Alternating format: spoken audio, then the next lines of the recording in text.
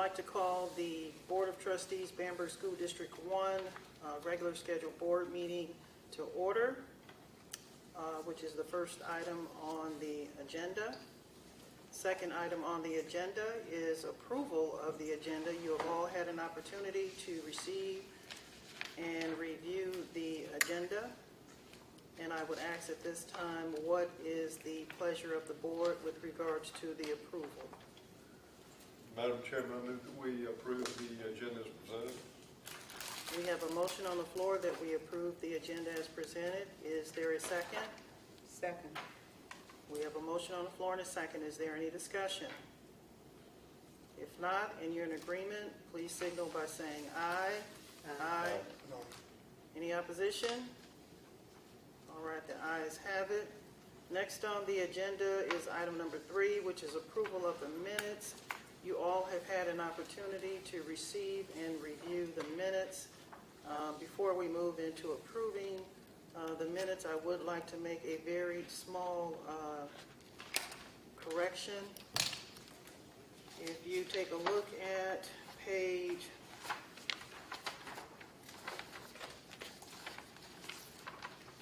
It's page 4. It's the second paragraph going down that starts with Board Chair Walker. If you move down to the third sentence, or it's actually the same sentence, but the third line within the sentence that starts with, and this year from Mr. Boykin's office where she was not in attendance. I was in attendance, and I don't recall saying that I was not in attendance, so the only word that needs to be stricken is the word not. So I just That wanted... was my understanding that was the big to-do, that you were not invited to that meeting because we didn't know to invite board chairs. No, that was the previous year. Okay. Yeah, the previous year. I was in attendance, and I mean, you know that I was in Then attendance. you had the same information I had with the money in it. I'm not understanding what you're saying. The information you asked for from me, you already had it. If you were at that meeting, that's where we put the figures in. Yes, when I said that I was not in attendance, I was referring to the year before. It just says where it says, you know, this year from Mr. Boykin's office where she was not in attendance. I was in attendance in February or whenever, I believe the date may have been February that we had the meeting. I was in attendance at that meeting, but when I was talking about not being in attendance, I was referring to the previous meetings in the previous years. During which nothing was really determined. That was just sort of an informal get-together. There weren't, okay, gotcha. Okay. But can't we end that sentence after information? No, I'm simply asking that you just strike the word not because I was there. Okay. It's not that I was not there, I was there.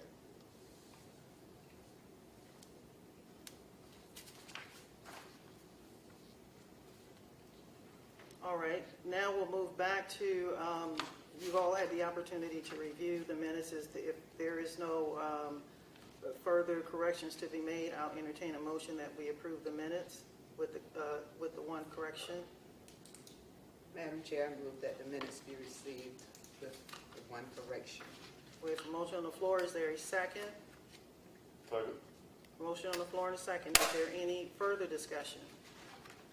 If not, and you're in agreement, please signal by saying aye. Aye. Any opposition? All right, the ayes have it. Moving on to agenda item number 4, student staff recognition and superintendent's report, and I will turn that over to Mrs. Swarty. At this time, I think you have in your packets a breakdown of our student enrollment for the entire year. It goes through June, but as you know, April the 6th was designated by the State Department as the 135 day. So basically everything after that pretty much remained the same because we had no children coming to school after March 13th. So the 6th is the date that we used for reporting to the State Department. It was a date selected by them, and Ms. Tucker submitted the appropriate information, and we were clear on that. So that is in your packets. Also, there is a framework for high school class credit for an honors visual art. Now, this has been developed by Ms. Teresa Alsing. It meets every standard of the visual arts that are designated by the State Department. She is certified to teach it. She has had input in order to make this particular packet ready. We have some very talented young people in our district, and it's surprising sometimes the most academically talented are not anywhere near the ones that are the most artistically talented. So it will give us another opportunity for our children to show their strengths and also to provide some cultural events and things of that nature that they would be subjected to. This will give them a class credit at the high school. It meets high school requirements for honors art. Ms. Alsing has worked very hard on this, and I think if you compared it to the arts draft that have the curriculum and standards in it, you would find that it meets all of those. Now, the last page of that will certainly have to be changed to put Dottie's name where my name is on that last page, and at this point in time to remove Ms. Berry's name from that page. So just a few minor adjustments would have to be made before this would actually be the packet that would be presented. And I do believe there's a lot of interest, Ms. Miller, is that correct? We have a lot of interest in it. So I would ask the board, this would be a locally approved board, locally approved course. I would ask that the board consider approving this course taught by Ms. Alsing for a high school credit for any students who meet the criteria that is set for getting into this program. So I would ask that the board consider that at this time. Okay. I would also like to mention if you can put an H on the end of my name on the back sheet here. You've all had an opportunity to receive the information and review it, and Mrs. Fording is requesting that the board move forward with approving this. So what is the pleasure of the board? Madam Chair, I make a motion that we approve of the high school credit approval, but make with the changes due to it. All right, we have a motion on the floor that we move forward with accepting this for approval with the necessary corrections. Is there a second? Second. We have a motion on the floor and a second. Is there any further discussion? If not, you're in agreement, please signal by saying aye. Aye. Is there any opposition? All right, the ayes have it. All right, Mrs. Fording. Thank you. All right, then if you would look in your packets, I think these are color coded. I told you that I didn't have mine. She said, look for the color code. So I did have them. I had my other ones. These are temporary administrative rules that have been sent to us from the State Department. They are not new policies. They go along with our policy GCC, which we currently have in our board policy manual that indicates how you will be able to use leave, Family Medical Leave Act, and things of that nature. This is temporary because it only relates to COVID virus.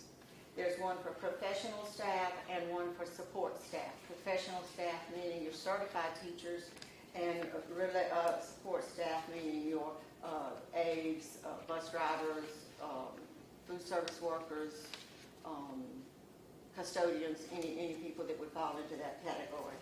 If you look at it, the Families First Coronavirus Response Act, FFCRA, requires the district to provide staff members with emergency paid sick leave and or expanded family and medical leave for specified reasons related to COVID-19.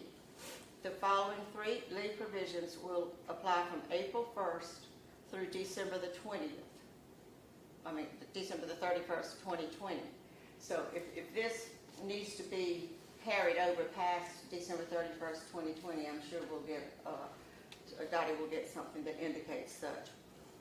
But there are 6 categories under which you would be able to file for emergency leave due to the COVID virus. The first three members, first three items would entitle you to be paid at 100% of your salary. If you were out of work related to COVID, you would, if a healthcare provider advises you to self-quarantine, experiencing COVID symptoms, subject to a federal, state, or local quarantine, under this, you would get 100% of your salary while you were home, just as teachers and all school district personnel have done during these past months.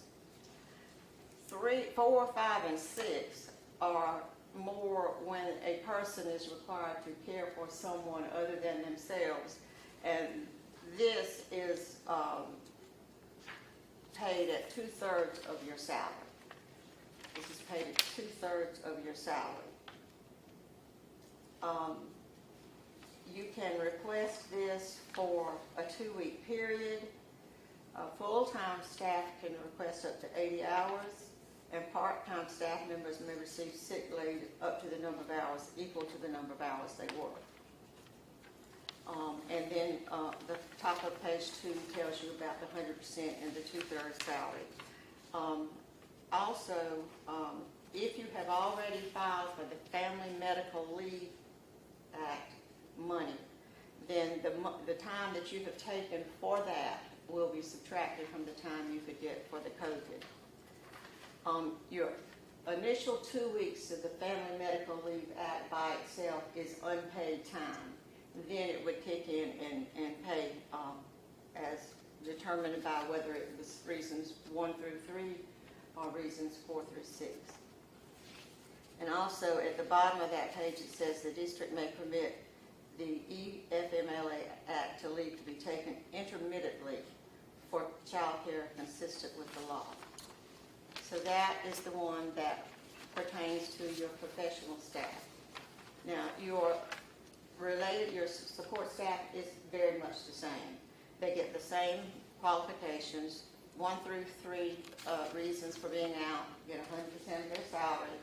4, 5, and 6, which are the same as on the other, get 2/3 of their salary. And they can get up to the same amount of leave, 80 hours if they're full-time, and up to the number of hours they work if they're part-time.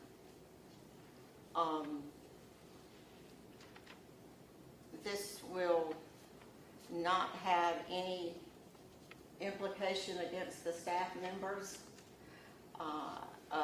This person, the support staff, can make up to $511 a day. I don't know that we have that. Well, we might if we count our OT, PT, and speech and those as support staff. I don't exactly know how they're counted in Devon's system. I don't see her. So anyway, that's the exact same policy, except one is for support staff and one is for classified. Now, as you know, we have to follow it because it is the law. It came to us just as it is, so there's not really anything for you to adopt or approve. Just be aware that we have followed the law by having this policy. It was sent to us from school boards just like this, and as you'll see, it says temporary administrative rule. It is not a new policy. Make sure you understand it. It is not a new policy. It is simply an addendum to the one that we have, and helps us deal only with the COVID virus. Any questions about that?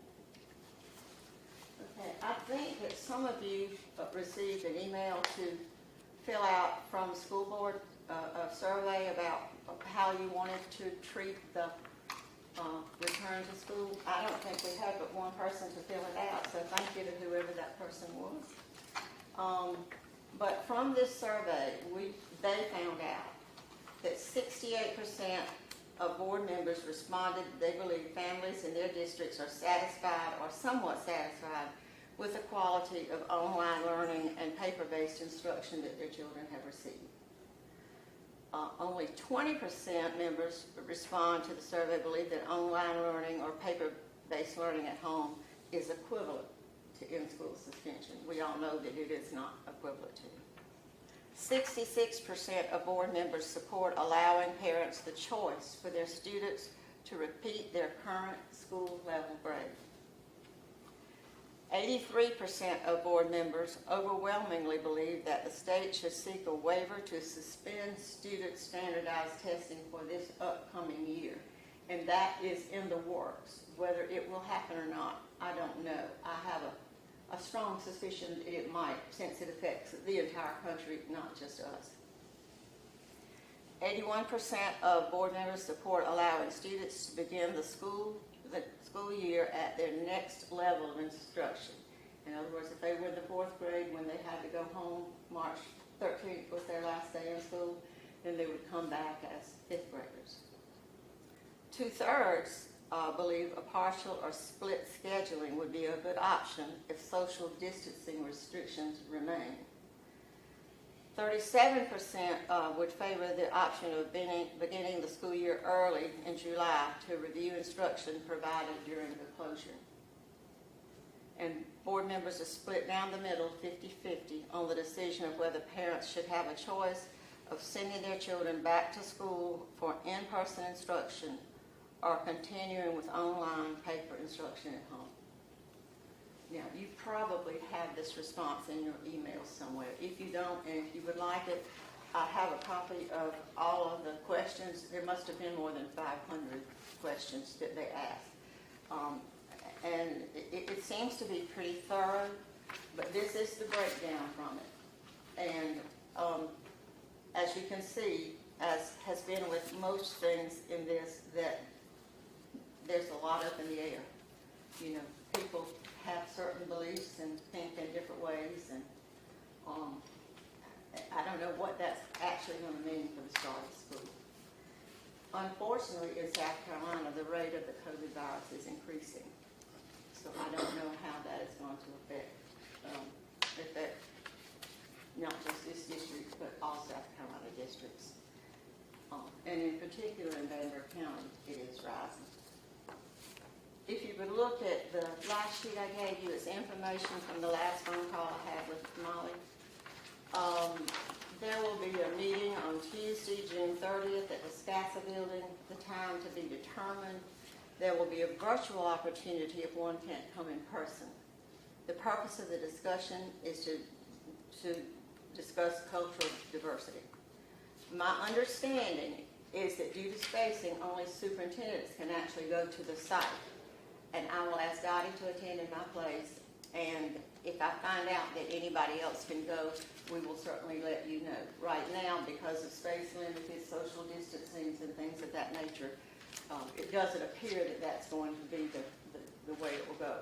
I don't know if they have another site that they could change it to that will allow for a larger audience or not. The Academic Recovery Camp, referred to as the ARC, the state will fund 50% up front, the remainder to be paid at the end of the camp when we've been able to resolve all the bills and what it actually cost us to put this on. It has to last for 4 weeks. It has to be a minimum of 3.5 hours a day with 1 hour spent on math. We're still waiting on a definition of a week. Is it 4 days or 5 days? So we have done 4 in the past. But this is sort of an up-in-the-air question, and as soon as we find out, we will let you know. Any spent money that is dedicated to this particular pot, if there's any left over, it will be put into the unemployment pot, and you know how unemployment is in South Carolina at this time. There will be a subcommittee of the Accelerated Ed recommendations available for public content last Thursday through tomorrow. And there will be another meeting on June 19th with that committee only to adopt or make any changes they might need to from the public input that they did at that time. And remember, these are recommendations. They are not mandates. Some things are mandates, but some things are simply recommendations. Classes, they're still saying that they want our classes to be 8 to 12 students per class. Bus, 1/2 capacity according to DHEC. That would mean 39 students if they were all elementary students, and $34 if you have middle and high on the bus because of the size that they would take up. Again, 1 seat per child unless they are siblings from the same family, and you can have 2 on a seat. The private school, I think I told you last month, we hoped was not, but probably was entitled to some of the money. Well, they are. We have a meeting with Jamie Barnes in the morning at 8:30 to determine what they want to do with the amount of money that they are entitled to. There is a formula that tells you what that money is. So they will be entitled to that. But remember, the district must maintain and is responsible for and owns any equipment that they might have. Now, but that doesn't mean we're going down there to snatch it back after we hope COVID is over. But it does mean that we do not lose control of what they have. My thought is, and I guess we'll find this out in the morning, is that they want to move forward with some computer technology as well as that's one of the things that we're going to be doing. So we'll find out in the morning and we'll keep you posted on that. 5 additional days are to be added to the calendar for K through 8 prior to school starting. Have to be at the beginning. Will this mean calendar changes? It almost has to. So our calendar, which we have played around with for several meetings during this time, is probably going to get looked at and addressed again. I don't know exactly how that's going to happen. We are hoping to get information, Monday? We're hoping to get some information on the 19th, that's Friday. That's Friday. So hopefully if the Accelerate Ed has their information together, they will provide more information for us than we currently have. Bus cleaning will be provided by the state on a daily basis where they are parked. Half-day routes, which are the kindergarten routes, you pick up one and bring them back and so forth. Bus drivers are required to wipe down the seats, handrails, and any of the most touched surfaces in that bus. And it has to be done with an EPA-approved cleaning agent. The state will provide 5 cloth masks per teacher for summer school and for the official opening of school. These will also be provided for cafeteria workers, custodians, and bus drivers.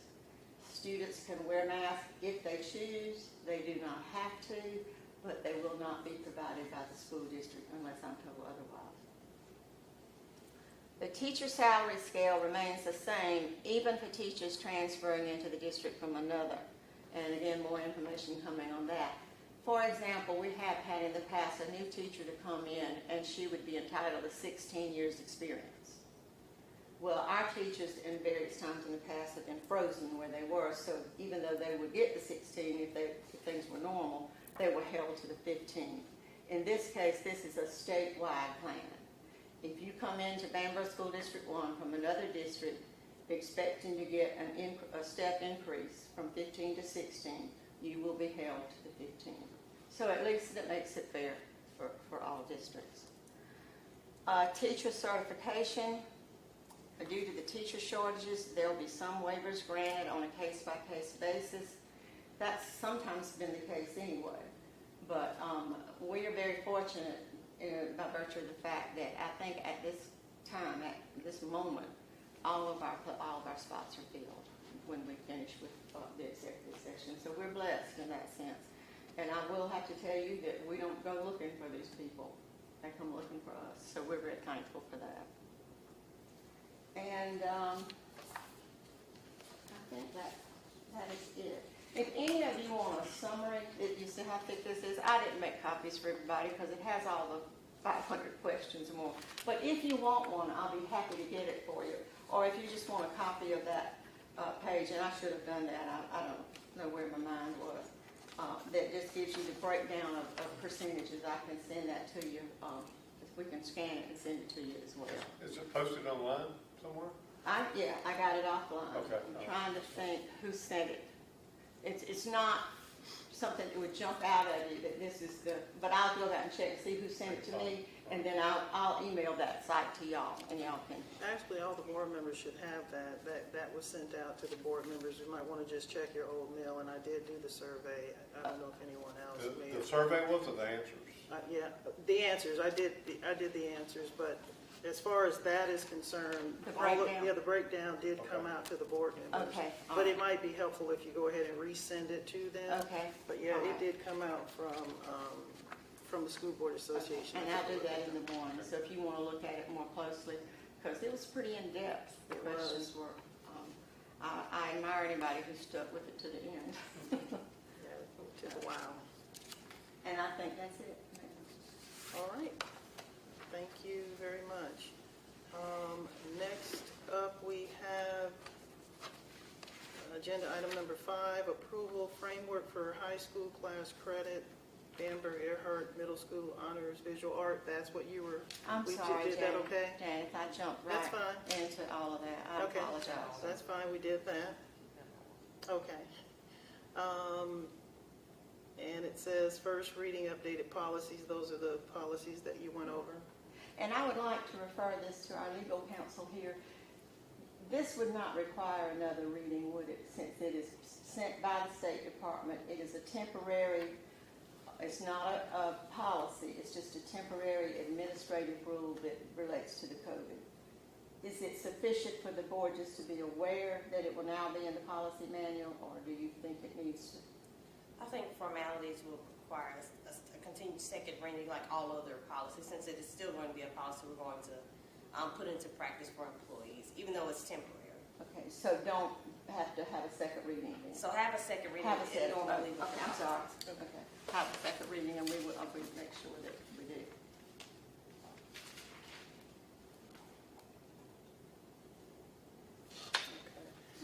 Next up, we have Ms. Phyllis Overstreet for Federal Programs Report.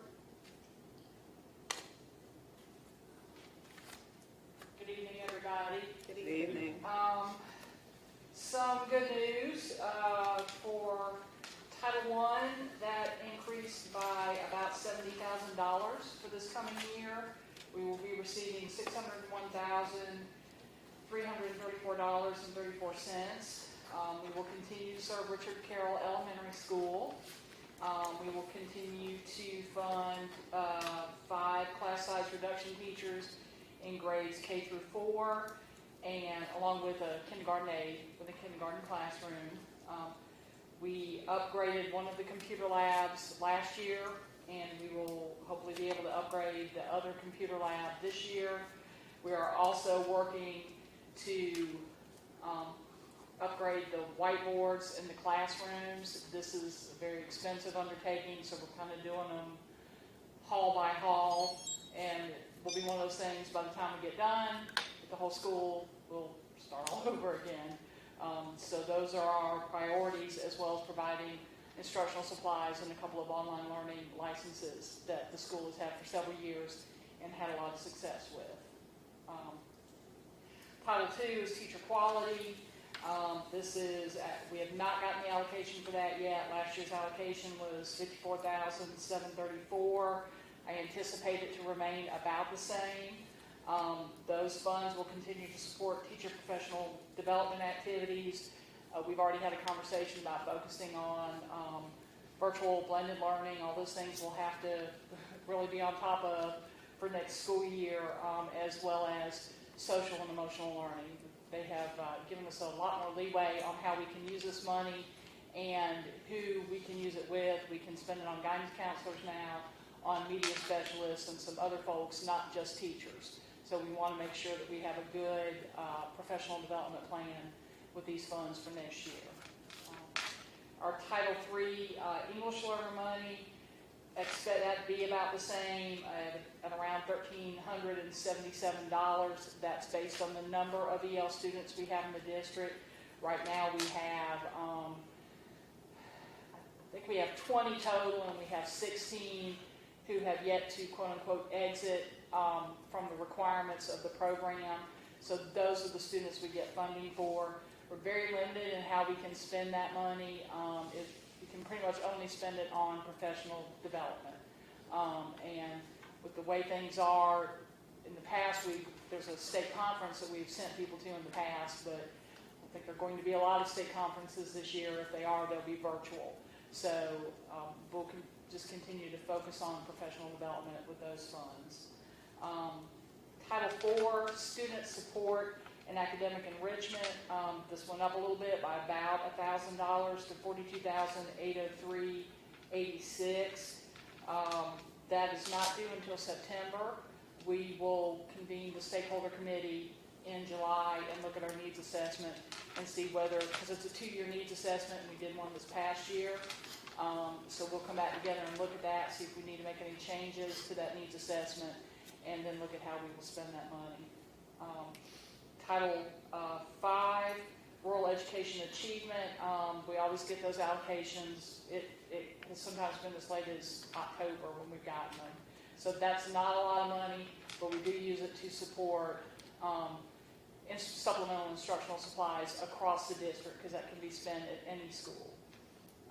Our Perkins Career and Technology money, $34,000 from Perkins. That's the federal pot. And then we have, for the last several years, gotten $50,000 from the state for what they call the state equipment funds to support those programs. They're used at the high school for career and technical education, professional development, upgrade program equipment, upfit our career and technology classrooms. For example, we repainted the 2 computer technology classrooms this spring while the teachers were out of the building. And we've got some other things going on, like in the family and consumer science classroom, to upgrade it, hopefully in the next couple of weeks. I just want to make a point about the $50,000. That is state money. There's just no way to know now, based on state revenue, whether we will get that full $50,000 or if that will be cut. We won't know until September. The State Department folks have not gotten any early indication that they might see that decrease, but there's just really no way to know. So we will be cautiously optimistic and hope for the best. So there are any questions? I do have a question. Do you know the approximate amount that we got last year for Title V? Title V is about 21,000. Yeah. Okay. Okay, thank you. Okay. And at this time, we always ask for the motion, and I think in light of everything, it would be best for the motion just to be that the superintendent be the authorized representative to submit for final submission of the applications, because we'll be submitting some before Ms. Phyllis leaves, and then obviously some after the new superintendent comes aboard. Okay. You all have heard Ms. Overstreet, and she does need a motion that the superintendent go ahead and be the person to sign. Is that what you? Authorized representative. The authorized representative. So you've heard that, and I'll entertain a motion. Madam Chairman, I move that we make the superintendent the authorized representative. Okay, we have a motion on the floor. Is there a second? Second. We have a motion on the floor and a second. Is there any discussion? If not, you're in agreement, please signal by saying aye. Aye. Any opposition? All right, the ayes have it. Thank you. Thank you. Next on the agenda we have is the monthly financial report, and that will be with Devon Furr, and I'm not sure that she is back. I'm back. Okay, there you go. All right. Okay. In your packet, you have the monthly financial report. I'll answer any questions. Right now, we're spending our focus on figuring out how to order masks and wipes and that type of stuff. It's getting harder and harder to find too. And we're stable. I mean, we're not, we spend a lot of money, but food services doing a survey. The state may help us with some of our expenses for feeding the children during COVID-19. So there's several surveys going around about different pots of money we may be eligible for. So right now it's kind of like we don't know where we stand. It's kind of like Phyllis Overstreet just said. We don't know where we stand until the state can give us some better ideas on the funding at this point. But you do have your financial report. If you have any questions, I'll be happy to answer them. Okay. You've heard Devon Fur. Does anyone have any questions with regards to the financial report? If not, I'll entertain a motion that we accept the report as it's been presented. Madam Chair, I move that the financial report be accepted as presented. We have a motion on the floor. Is there a second? Second. We have a motion on the floor and a second. Is there any discussion at all? If not, and you're in agreement, please signal by saying aye. Aye. Any opposition? Okay, the ayes have it. All right. Next up, we have recognition by board trustees, and that would be for Mrs. Swarting. The board of trustees want to provide you with just a token, and I'll take it out of the wrapping, of our appreciation for your service. I believe it's been about 20 years that you've been superintendent. I know it's been probably about 5 decades that you've been with the district, but 20 that you have served with the board.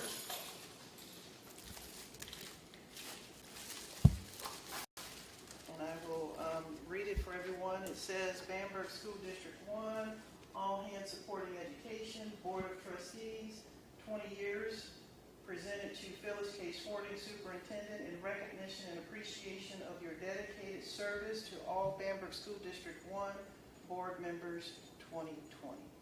And we would like to present this to you.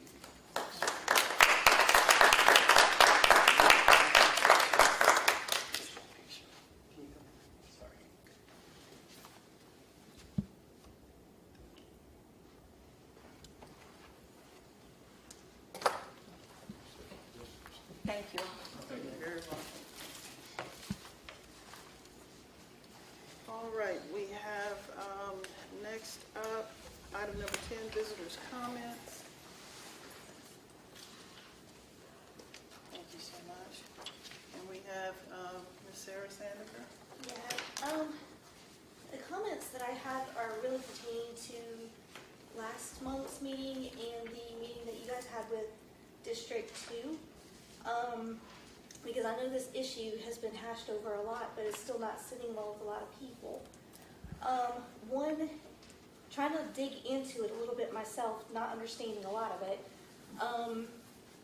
I have a few questions of my own, and one of them being in the list of the when the state is mandating this consolidation. District 1 was not on the list as far as being that we had to consolidate, being that we can exempt with our test scores.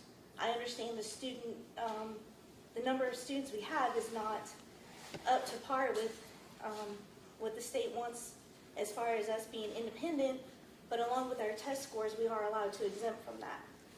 So my question, the first question I have is, why can't we exempt from that and allow District 2 to consolidate with Blackville and with the Blackville Hilda School? There are other schools in the state that do cross county lines to consolidate with other schools. So that's one of the questions we have. And being the other big one with the whole thing about the $3 million that has been in question about whether it is there for the district to consolidate with or not. I'm going to tie that in with this point of this whole time, and correct me if I'm wrong, that the board this whole time has said that the reason you are pursuing the consolidation is because at some point the state is going to force us to do it one way or the other, so you'd rather participate now instead of letting them mandate it for us. Is that correct? We're listening. Go ahead. I mean, that point is correct that you said that. Yes, pretty much. Right, okay. Now, tying that into the $3 million, it has also been stated in the last meeting that the District 1 has, or I don't know if it was combined with District 2, looking at the consolidation, had asked for, I think it was like $30 million from the state with needing new facilities for a combined school district, district office, and the mile-long list. and was only granted 3 million. If we are so concerned about being mandated and not having a say, wouldn't you think that the state's already doing that with saying, oh yeah, submit this list and we'll do what we can, but oh no, you can't have that, you're getting 3 million instead? I mean, is that not, Okay, so exactly what is your question? my question is,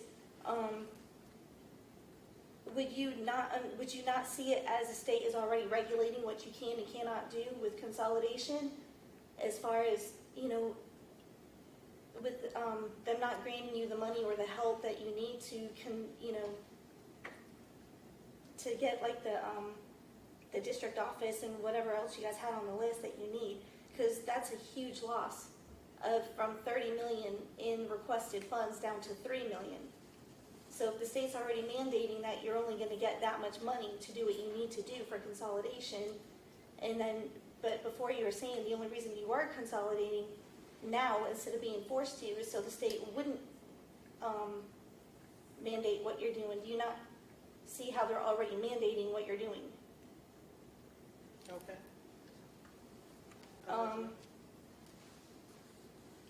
And then the other, I guess, like the other question that we had was, being that the August deadline is already off the table and it's still not law, why are we still pursuing it? When especially we can be exempt. And then are you still pursuing a public forum?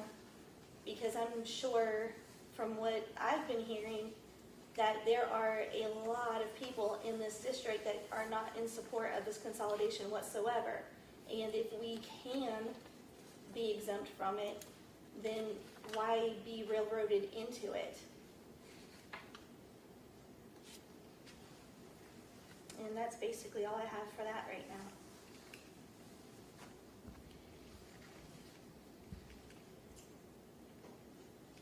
Okay, I'll have a response to you by the 19th. Thank you. You're welcome.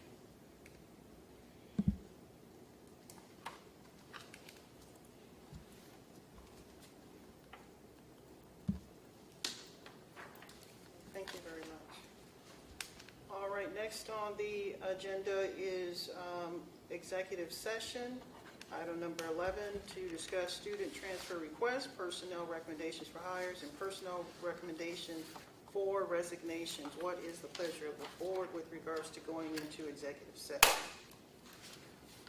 Madam Chair, I make a motion that we go into executive session to discuss A, B, and C, student transfer requests, personnel recommendation for hires, personal recommendation for resignation. All right, we have a motion on the floor. Is there a second? Second. A motion on the floor and a second. Is there any discussion? If not, and you're all in agreement that we go into executive session to discuss the items that have been outlined, please signal by saying aye. Aye. Is there any opposition? If not, we are going to go ahead and move into executive session. Okay, I will entertain a motion that we come out of executive session. Madam Chair, I make a motion that we come out of executive session. All right, we have a motion on the floor. Is there a second? Second. We have a motion on the floor and a second. Any discussion? Not in agreement that we come out of executive session, please signal by saying aye. Aye. Any opposition? All right, the ayes have it. We are out of executive session, and we are now down to item number 12, which is action on executive session items.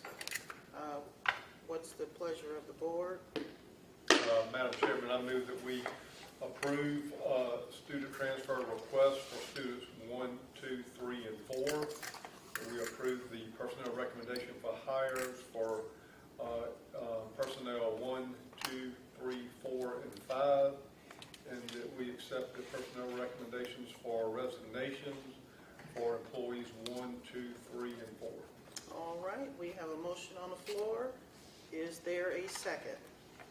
Second. We have a motion on the floor and a second that we accept the student transfer requests. We accept the personnel recommendations for hires as well as the personnel recommendations for resignation. Is there any discussion? If not, any in agreement, please signal by saying aye. Aye. Any opposition? All right, the ayes have it. Next on the agenda is item number 13, that we adjourn the meeting. Is there a motion that we adjourn? Madam Chair, I make a motion that we adjourn the meeting. All right, we have a motion on the floor and a second. Is there a second? Second. Motion on the floor and a second. Is there any discussion? If not, and you are in agreement that we adjourn the meeting, please signal by saying aye. Aye. Any opposition? All right, the ayes have it.